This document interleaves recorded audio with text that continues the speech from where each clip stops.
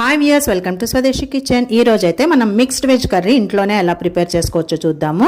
ముందుగా ఒక carrot, beetroot, potato, అలాగే బీన్స్, పచ్చి బఠానీ అండ్ క్యాలీఫ్లవర్, క్యాప్సికమ్ ఇవన్నీ చిన్న చిన్న ముక్కలు కట్ చేసుకొని స్టవ్ వెలిగించుకొని బాండీ పెట్టుకొని ఆయిల్ వేసుకొని ఉల్లిపాయ పచ్చిమిర్చి ముక్కలు ముందు ట్రాన్స్లూటెన్స్గా వేయించుకోండి. అలాగే ఒక హాఫ్ టేబుల్ స్పూన్ అల్లం వెల్లుల్లి పేస్ట్ వేసుకొని కట్ చేసుకుని పెట్టుకున్న ముక్కలన్నీ వేసుకొని బాగా కలుపుకోండి. అలాగే రుచికి సరిపడా సాల్ట్, పసుపు వేసుకొని ముక్కలన్నిటికీ పట్టించి రుచికి సరిపడా కారం, నేనైతే హాఫ్ టేబుల్ స్పూన్ కారం వేసాను. అలాగే ధనియా పౌడర్ వేసుకొని ముక్కలన్నిటికీ పట్టించి జీడిపప్పు అలాగే సన్ఫ్లవర్ సీడ్స్ కలిపి పౌడర్ చేశానండి. లైట్గా వేయించి ఆ పౌడర్ వేసాను 2 టేబుల్ స్పూన్స్.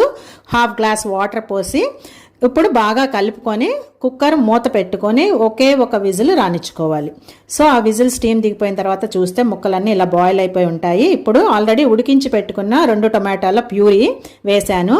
అలాగే జీరా పౌడర్, గరం మసాలా అండ్ కొద్దిగా పంచదార వేసుకొని కసూరి మేతి వేసుకొని బటర్తో గార్నిష్ చేసుకోండి. అలాగే పైన నేను క్రీమ్ కూడా వేసాను, కొత్తిమీరతో గార్నిష్ చేసుకున్నాను. ఎంతో రుచికరమైన కర్రీ రెడీ.